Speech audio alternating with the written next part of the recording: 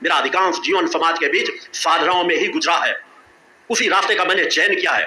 माता आदि शक्ति जगजननी जगदम्बा की कृपा से कोई भी कार्य असंभव नहीं है यदि आपके अंदर दृढ़ निष्ठा विश्वास समर्पण की पराकाष्ठा हो। उसी निष्ठा विश्वास की पराकाष्ठा मैं अपने शिष्यों में देखना चाहता हूँ। जिस तरह का जीवन आपका गुरु जीता है वैसा जीवन मैं चाहता हूँ मेरे शिष्य धीरे धीरे आगे बढ़े। मैं आपको घर गृहस्थ छोड़ने की बात नहीं कहता।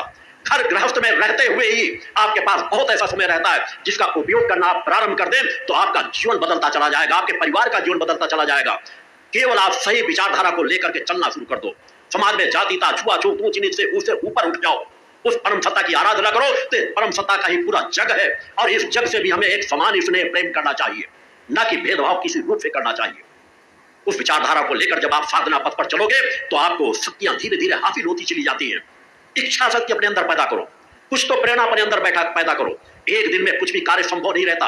प्रयास करोगे, अपने अंदर वो इच्छा शक्ति पैदा करोगे तो धीरे धीरे आपको चेतना का संचार होगा। माता आदि शक्ति जगदम्बा जगदम्बा की कृपा आपको धीरे धीरे करके प्राप्त होनी प्रारंभ हो जाएगी। वो इच्छा शक्ति अपने अंदर पैदा करने के लिए आपको प्रयास करना पड़ेगा। उसके लिए सरल से सरल साधना के क्रम बताए गए। दुर्गा चालीसा का सहज क्रम दिया गया है।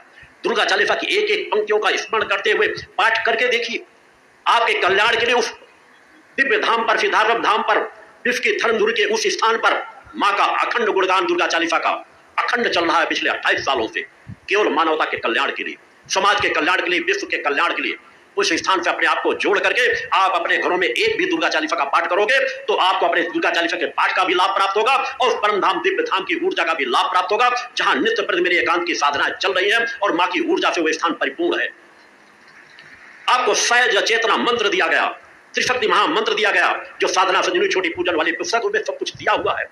आपको गुरुवार का सहज व्रत बताया गया कि गुरुवार का व्रत रहने में सभी शक्तियों का फल प्राप्त हो जाता है।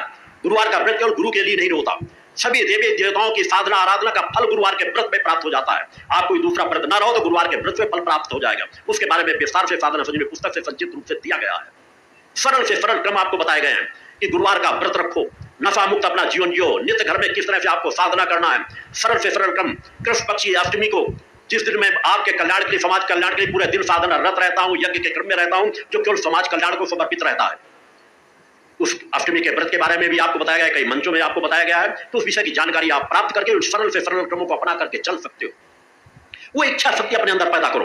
वो परम सत्ता कण कण में मौजूद है।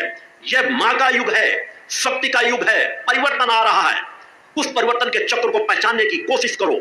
जगह जगह से अनेकों केंद्रों से सत्य की आवाजें उठनी प्रारंभ हो चुकी हैं और सत्य की सभी आवाजों को ऊर्जा प्राप्त हो रही है सिद्धाश्रम धाम से, जहां पर मेरी एकांत की साधनाएं सदस्य समाज को संकल्पित है।